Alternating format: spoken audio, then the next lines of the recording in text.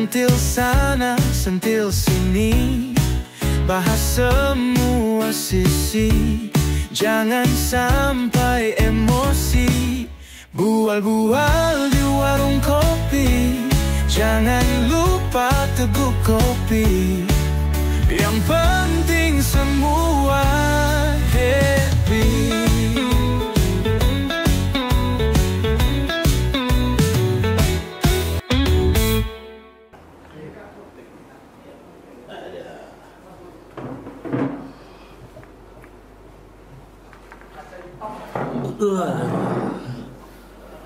Oh, jadi ini kedai kopi markas baru Wak Leman nih sekarang.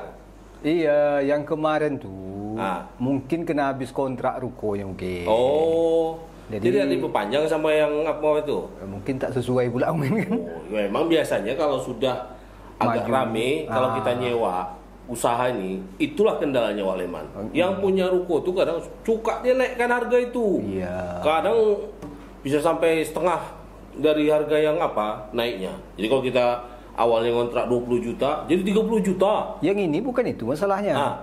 Yang punya ruko tetap mau nyewakan lagi. Oh. Mungkin dia nak buka sendiri pula. Ditengoknya rame ya kan? Tengoknya rame kan? Wah, itu. Mungkin memang sekarang kalau sesuatu sudah rame, sudah viral, wah itu memang banyak aja yang latah itu, ikut-ikutan itu kan. Ini siapa mana? Bung Badil? Itulah. Tuh, kan? Kalau sudah viral, Assalamualaikum. Waalaikumsalam. Lagi asik goyang-goyang kita. Ini meniru yang viral juga ini ya kan? Apa cerita nih? Kok dah berjoget-joget pagi ni? Apa sekarang mancanegara heboh remi itu. Klub bola. Terus Formula One. Nah, semua selebritis bergoyang semua. Main kompang. Pacu jalur.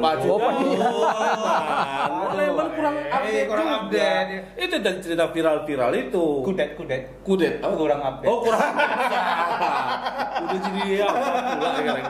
Gen Y. Mana kopi ni? Iya. Ini tempatnya baru nih, Leman. Ini dia nih. Agung. Enggak sehari lagi. Leman.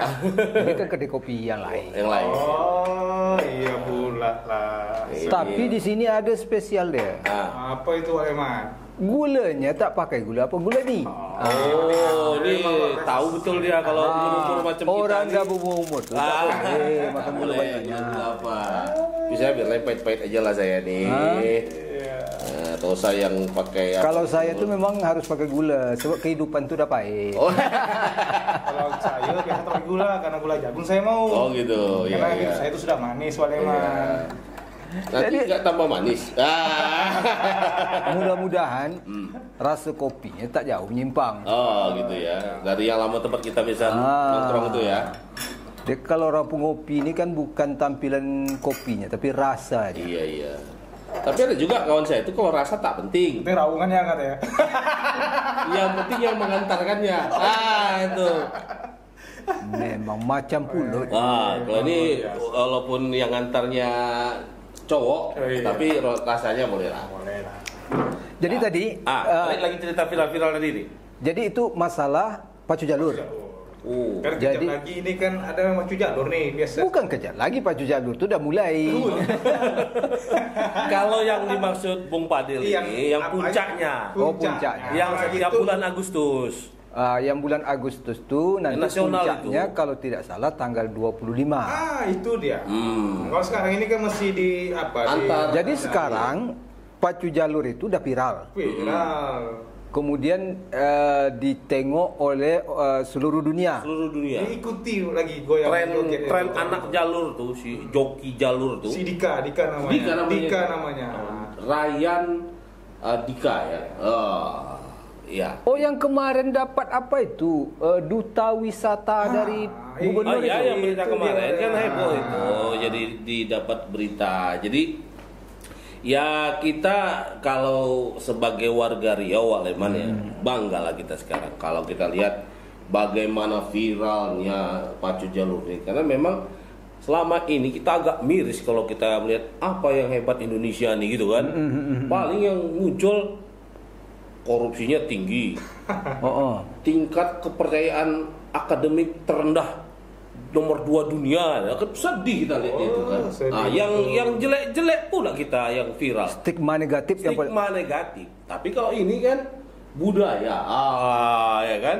Jadi tak sia-sialah perjuangan orang tua-tua kita dulu untuk menghidupkan Pucuk Jalur itu. Oh ya.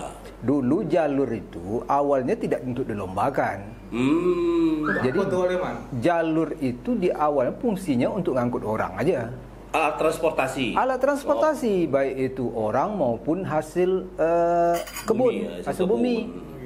Dulu kan hampir di seluruh wilayah ini di Indonesia ini kan transportasi itu kan terbatas. Maka jalur air ini menjadi jalur termudah waktu itu. Iyalah. Apalagi di Riau. Bedanya di Riau dengan provinsi lain, kalau di provinsi lain satu anak sungai dia akan bertemu dia dengan anak sungai yang besar. Dengan sungai yang besar baru dia ke laut. Jadi anak sungainya satu baru ke laut. Kalau di Riau tidak. Kalau di Riau anak sungai masing-masing sungai ini langsung muaranya ke laut. Kampar bermuara ke laut. Batang Kuantan atau Sungai Kuantan itu langsung ke laut. Indragiri ke laut juga. Indragiri ke laut. Rokan ke laut. Sungai Siak lagi. Sungai Siak ke laut. Jadi dulu transportasi, makanya orang Riau ini lebih banyak komunikasinya dulu dengan negara luar. Karena memang transportasi ini. Nah, jalur tadi karena Sungai Indragiri itu Sungai Kuantan itu, atau kalau orang Sumbar bilang dia kan Sungai Kuantan itu kan ada 2 provinsi itu, melintasi 2 provinsi. Sumatera Barat dan Riau. Di Sumatera Barat namanya Batang Kuantan. Di Riau namanya Sungai Kuantan, tapi itu juga barangnya. Tapi yang melintas di Riau itu lebih kurang 500 km. Panjang dari Hulu Kuantan sampai ke Cirenti. Itu yang dilintasi oleh Batang Kuantan atau Sungai Kuantan itu. Nah, kalau di daerah lain arusnya kuat, bergelombang, kemudian juga kalau tidak bergelombang arusnya deras, bebatu, seperti Sungai Kampar. Nah, di Kuansing ini, di Batang Kuantan ini atau di Sungai Kuantan ini relatif airnya tenang. Kemudian dia tidak terlalu dalam juga. Makanya waktu dulu alat yang paling cocok itu adalah jalur atau sampan panjang. Di mana satu sampan itu pada awalnya itu tuh memuat 60 orang. Sehingga kalau satu kampung tuh nak keluar, cukuplah dengan itu aja gitu. Macam inilah yang naik bus lah kita itu ya. Kalau di Sungai Siak itu kan bergelombang. Kemudian dalam, sangat berisiko kalau dia kecil kayak itu. Makanya di sini besar ya. Besar, bentuknya tongkang. Kalau di Kampar, walaupun tidak dalam, tetapi dia berbatu. Makanya pada zaman dulu di Kampar itu pakai rakit. Pakai bambu. Di Inhil, di Indragiri, walaupun dia tidak dangkal, dia dalam, kemudian tidak berbatu, tetapi banyak pantai. Makanya di Inhil itu sampannya namanya sampan ceper. Ada ciri khas masing-masing. Ada ciri khas masing-masing. Ini memang kekayaan alam yang luar biasa lah kalau Riau ini ya. Jadi memang semestinya kekayaan alam ini, potensi ini harus benar-benar dimanfaatkan dan di branding sebagai sebuah keunggulan, harusnya gitu kan. Ya, kita syukur nih kalau tadi memang sudah viral. Sudah viral, kalau dulu kan awalnya ini kan zaman Belanda itu mengadakan lomba-lomba itu untuk hari besar Ratu Wilhelmina, ulang tahun Ratu Wilhelmina. Iya, jadi Ratu dulu tuh hanya lingkup itu saja, lingkup Kuansing saja, lingkup kecamatan-kecamatan waktu itu.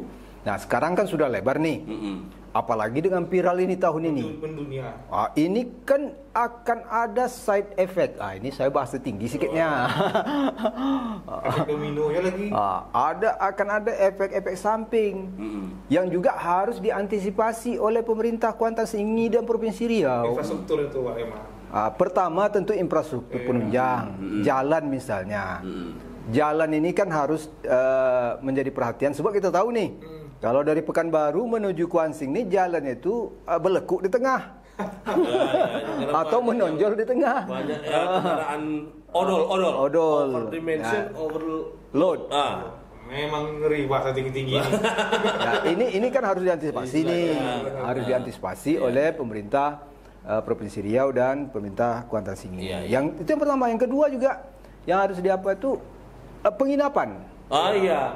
Saya ini kan kalau pacu jalur itu udah beberapa kali lah hadir ya menyaksikan. Saya ingat dulu pernah diajak oleh Humas Pemprov itu meliput ya di awal-awal tahun 2000 lah. Ya, bahkan sempat masih satu apa itu, belum pecah itu. Masih dengan Indragiri masih Indragiri dulu kan. Indragiri Hulu. Nah, cuma di kecamatan waktu itu ya, Pancing itu ya. Saya ingat pernah saya diajak itu meliput pacu jalur waktu masih di Kabupaten Indragiri Hulu namanya itu. Ya waktu itu memang fasilitas sarana prasarananya susah lah ya. Artinya penginapan pun waktu itu waduh tahun awal 2000 itu masih sangat minim lah. Kita tidur pun di rumah-rumah warga waktu itu di apa ya. Karena waktu itu kan ramai juga kan kita. Jadi kebetulan mungkin ada pejabat daerah sana, kecamatan sana yang rumahnya agak besar. Jadi waktu itu kita liput kita diinapkan di sana itu waktu itu. Nah, baru sekarang mulai agak banyak lah kalau penginapan. Bukan banyak tapi ada. Ada, ya artinya penginapannya juga masih kelas-kelas wisma homestay gitu ya. Kalau yang hotel-hotel yang agak berbintang kan memang belum ada gitu. Jadi ini penginapan ini harus menjadi perhatian nih. Jangan sampai roda perekonomian yang seharusnya bergerak dengan adanya orang menginap di sana, kuliner jalan, kemudian kerajinannya jalan, UMKM-nya jalan. Tapi kalau mereka tidak nginap di sana, pergi pagi pulang sore, ini kan jadi terbuang sia-sia. Nah, ini yang kedua. Yang ketiga yang harus juga dibenahi oleh pemerintah Kuantan Singingi, kalau menurut saya nih, adalah sikap mental masyarakat. Nah, ini harus apa? Banyak objek wisata, banyak tempat destinasi yang tadinya viral, tetapi lambat laun menjadi redup dan hilang karena ada perilaku masyarakat yang tidak menunjukkan ketimuran kita. Misalnya saja parkir mahal ya? Patok 50.000. Bagi orang pendatang untuk kali pertama mungkin tidak ada masalah. Dia bayar aja tuh. Tapi untuk nyampe sini juga pulang rugi lah kita kan. Cuman besok dia mau datang lagi berpikir. Dulu kan di daerah Sumatera Barat kan pernah kejadian tuh. Itu banyak juga. Sampai sekarang masih ada juga yang viral di Sumbar tuh. Di tempat-tempat tertentu lah ya. Ini yang pertama, parkir. Jadi lahan parkirnya tersedia, terutama untuk bus-bus besar, pisahkan itu, mungkin di luar kawasan itu.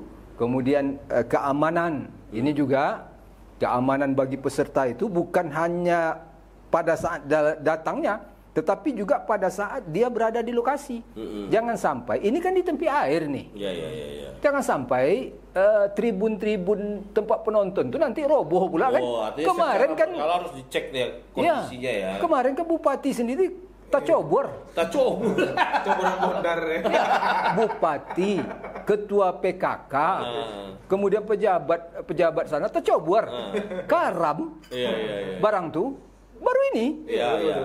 Nah ini kan harus diperhatikan keselamatan. Kemudian keselamatan yang tidak kalah pentingnya juga untuk pesertanya sendiri. Berikan mereka kenyamanan akan rasa keselamatan. Misalnya ada tim rescue yang standby, tim SAR yang standby. Nah, ini kan memberikan kenyamanan. Satu lagi, dukung UMKM. Iya, betul. Dan yang kita sayangkan selama ini kan gini, Bang Saud, Bung Fadil. Ini kan event kan besar nih. Kalau tidak salah saya udah masuk nih agenda pariwisata nasional nih. Udah masuk kan? Udah masuk. Cuman kan pengiring kegiatan utama ini kan belum nampak kita nih. Itu betul. Pengiring kegiatan sehingga seolah-olah pacu jalur itu hanya berpacu ya udah selesai. Seharusnya pemerintah Kuantan Singi dapat mempertimbangkan untuk membuat event-event yang berskala juga minimal berskala provinsi. Misalnya Di sana dilakukan pameran UMKM Provinsi Riau. Seluruh UMKM di Provinsi Riau diberikan di sana bot-bot atau stand-stand untuk memamerkan. Ini tentu campur tangan. Ide bagus juga tuh, Pak. Digaungkan gitu ya. Digaungkan Sebuah misalnya pekan budaya. Pekan budaya. Tidak hanya Kuansing saja. Ya. Pekan budaya Riau itu mungkin bisa dipikirkan dibuat di alun-alun lah kalau apa. Dan waktunya mungkin bersanding dia dengan mungkin siangnya mereka berpacu jalur, malamnya pekan budaya. Misalnya daerah Bengkalis menampilkan apa? Dengan Yongdolahnya, dengan apa namanya? Kabaret Yongdolahnya misalnya. Misalnya Inhil menampilkan apa? Dengan apa namanya yang begendang tuh untuk orang pesta biasanya itu? Madihin. Kemudian Siak. Kalau Kuansing Randai lah. Kuansing Randai misalnya. Kemudian Pekanbaru dengan apa? Masing-masing tampilkan ini diberikan wadah oleh pemerintah Provinsi Riau atau pemerintah Kuantan Singingi. Sehingga event itu di samping juga untuk masyarakat luas, ajang juga untuk pemerintah daerah untuk promosi. Jadi ini side effect-nya atau efek sampingnya itu sangat luar biasa. Mungkin nanti di Siak sekarang kan sudah ada juga nih lomba pacu sampan nih di Sungapit. Sudah ada nih pacu sampan itu. Cuman kan skalanya kan kecamatan. Jadi mungkin nanti akan meniru Kuansing. Mumpung Kuansing sekarang lagi viral, ini harus dipikirkan. Jangan berjoget-joget dangdut pula waktu malam itu tuh. Dah bosan orang dengan nonton di TV jadi selesai. Yang agak beda lah. Jadi memang secara konsep kepariwisataannya ini ditata sehingga memang apalagi udah viral kan gitu. Sebenarnya beruntung betul lah. Sampai-sampai Malaysia mengklaim pula tuh. Ikut pula mengklaim ya. Malaysia ini tugas pemerintah lah ya, memberikan jaminan. Tapi kan kalau pacu jalur ini sudah diakui dia sebagai tradisi non benda dia oleh kementerian. Ya kan tinggal diajukan. Sekarang kan kemarin Pak Bupati itu kalau nggak salah ketemu dengan Pak Fadlizon. Agar pemerintah mengusulkan ini menjadi warisan budaya oleh UNESCO kan ini sekarang kan. Ini udah kita jangan sampai seperti batik, wayang, semua diklaim. Ini kan akibat kita kurang memelihara, kurang menjaga warisan budaya. Ya itu. Jadi memang kalau menurut saya ini adalah sesuatu yang berkah lah ya, berkah nih bahwa nggak mudah juga membuat sesuatu itu viral dikenal dunia. Kadang kita harus ada juga udah berusaha mengeluarkan uang miliaran supaya dikenal, nggak berhasil juga kan. Jadi nggak tahulah kenapa ya ini lewat apa namanya mungkin eranya juga. Jadi yang berjoget-joget tadi itu namanya togak luan. Jadi yang tegak di depan itu tegak itu artinya berdiri, luan itu artinya depan. Haluan. Jadi begini memberikan semangat itu namanya togak luan. Kan ada yang di tengah, yang kalau dulu pegang tabuh itu memberi semangat, itu namanya tukang timbo. Jadi kan orang tuh pacukan begini, airnya kan masuk tuh, dia yang nimbo. Kalau sekarang dia pakai lapri, fluid. Memberikan semangat. Kemudian juga di samping memberikan semangat untuk menseragamkan gerak itu. Jadi kapan mendayungnya, kapan mengangkatnya itu dengan itu. Dan di belakang itu yang penentu arah. Jadi dia dayungnya biasanya satu-satu, tapi dia akan belokkan. Jadi apa dayung itu justru macam sirip lah gitu. Iya, macam sirip, macam kemudi. Untuk kemudi lah ya. Untuk tapi dulu Bung Fadil, saya masih ingat waktu saya kuliah itu diajak kawan-kawan dari daerah Kuansing itu. Kami nginap waktu itu di daerah Pangean atau Basrah kalau saya tidak salah. Kampung saya tuh. Kamu apa? Itu dulu kalau sudah ada dulu dua tradisi itu yang populer di Kuansing itu. Kalau Ramadan itu MTQ antar masjid. Itu populer tuh. Yang kedua itu pacu jalur. Kedua-dua ini ajang cari jodoh nih. Jadi pacu jalur itu lain itu ajang cari jodoh. Ajang cari jodoh. Sehingga anak gadis, anak bujang itu kalau sudah itu bergaya lah tuh. Karena di sana kan tradisi adat istiadat kan masih kuat. Nak jumpa hari-hari biasa ini kan banyak pantang larangnya. Tapi hari itu los tuh. Maka bertegaklah di tepi itu lagi kan, yang bergaya-bergaya lah untuk tebar-tebar pesona lah gitu. Jadi banyak dimensinya ya. Banyak. Satu yang memang yang nggak mudah kan, memang terus mentradisikan, melestarikan tradisi ini sampai 100 tahun lebih. Iya. Saya ingat saya hadir itu pada peringatan 100 tahun Pacu Jalur. Waktu itu dibuat agak lebih meriah juga. Banyak sponsor-sponsor lah waktu itu. Saya ingat saya sempat hadir di yang dicanangkan sebagai 100 tahun Pacu Jalur itu. Ya, ada pemecahan-pemecahan rekor waktu itu kalau tidak salah, dibuat eventnya seperti itu. Ya, adalah upaya-upaya untuk itu. Memang kalau saya melihat ada pasang surutnya sih kemeriahannya. Ya tergantung dari pemimpinnya juga gitu kan. Nah, di masa Pak Bupati sekarang ini kayaknya dia agak lebih serius juga. Dia turun itu kalau dari mulai apa ya kan, kalau kita lihat tahapannya itu kan ada dari mulai menebangnya, mulai bukan menebang. Apa namanya? Jadi survei jadi pertama musyawarah kampung. Sesudah musyawarah kampung putuskan, kemudian survei ke hutan. Itu jalan itu sampai 70 km loh. Jalan kaki mencari kayu yang cocok dan ditandai saja, tidak ditebang, ditandai.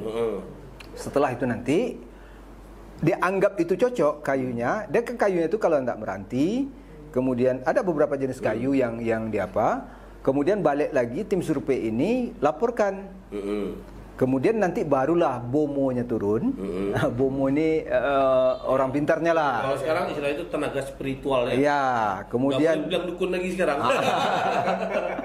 Kemudian orang-orang tua, nenek mama, kemudian tokoh masyarakat diputuskan ini cocok. Ada syaratnya, tak boleh bersambung tuh. Jadi kalau diameternya di bawah itu sekitar 1, sekian meter itu, sampai ke atas itu harus lebih kurang itu. Jadi udah baru penebangan. Dan penebangan itu pun tidak sembarangan juga. Ada ritual penebangan itu yang diapakan. Nah, setelah itu baru nanti kayu yang tadi diangkut ke kampung. Kalau dulu pakai namanya mendongkak. Dongkak itu susun kayu, kayu-kayu bulat, kemudian ditahan, dipindah lagi, gitu mendongkak. Kalau dia angkat berat itu. Dulu mendongkak itu. Kemudian sampai di kampung, itu kayu itu tidak langsung diolah, tidak, tetapi dinaikkan dulu. Dari tanah itu dinaikkan, kemudian disalai. Diasap dengan kurang 1-2 hari, baru tukang mulai bekerja. Jadilah jalur itu. Setelah jadi, itu juga ada prosesinya lagi. Baru namanya masuk Mailo Jalur. Mailo Jalur itu menurunkan jalur dari tempat tadi ke sungai. Nah, itu prosesinya. Dan betul kata abang tadi, dengan tradisi Pacu Jalur ini banyak sebenarnya efek positifnya. Pertama, anak cucu kita nanti akan terbiasa memelihara hutan. Sebab mereka khawatir tidak ada kayu lagi. Ya, makanya untuk itu kan ratusan, mungkin puluhan tahun baru dapat kayu yang sebegitu. Jadi anak cucu harus menjaga kelestarian hutan, lingkungan. Juga ini juga harus menjadi perhatian lah bagi pemerintah untuk lebih ketat memberikan izin usaha perkebunan nih. Jadi lagi heboh Satgas PKH ya kan, mengembalikan fungsi hutan. Dikuasing ada tuh anggota DPR. Oh iya, heboh juga ada anggota DPR kebunnya mau ditarik lagi ya. Udah kembalikan kan? Oh iya, sudah dikembalikan. Cuma sayang kemarin yang sekian ratus hektar dibebaskan malahan. Cuma Waleman Mas Aun, ini kan yang viral-viral ini itu anak-anak yang Sidika itu. Dengan bomber ini kan takutnya ada Iriati yang lain-lain. Kenapa kok ini aja? Kami kan ramai gitu kan. Iya, karena kemarin Pak Gubernur itu cuma ngundang si Tika ini aja. Padahal kan sebenarnya kebetulan mungkin video yang gaya dia itu yang banyak ditiru. Jadi gitu keadilan itu harus di apa lah? Nah, ini mungkin juga jangan sampai menimbulkan kecil hati pula. Tadi kan orang Melayu ini Wiwati. Di jalur tadi itu kata Wak Leman ini kan banyak pendayungnya. Iya. Apa tadi yang Togak Luan, tukang timbo, baru yang di belakang itu kan semua fungsinya sama. Gitu kan. Hanya kebetulan lah. Jadi kalau ibarat band dia vokalis gitu kan, jadi sering disorot. Tapi fungsinya yang namanya keyboardist, drummer itu kan kalau nggak ada orang ini nggak nyanyi juga kawan itu gitu. Jadi ini juga jangan sampai perlu kebijakan juga. Saya melihat jangan, tadi saya katakan, jangan ketika viral ini para pemimpin kita latah juga mau ikut viral gara-gara menumpang popularitas. Sementara esensi dari keviralan itu adalah bagaimana dengan viral itu kemudian eventnya menjadi lebih besar, lebih berefek untuk masyarakat, ekonomi masyarakat, kepariwisataan kita meningkat. Karena itu kan perlu dipikirkan. Oh, berarti satu tadi kata Wak Leman UMKM jalannya kemudian sarana pendukungnya, UMKM, hotel, lalu pelatihan terhadap SDM-nya, bagaimana mereka bersikap sebagai insan pariwisata di daerahnya yang sudah ramai kan. Itu jangan sampai itu kemudian nggak dilakukan. Pokoknya viral, udah awak ikut viral, ikut joget-joget begini-begini ya kan.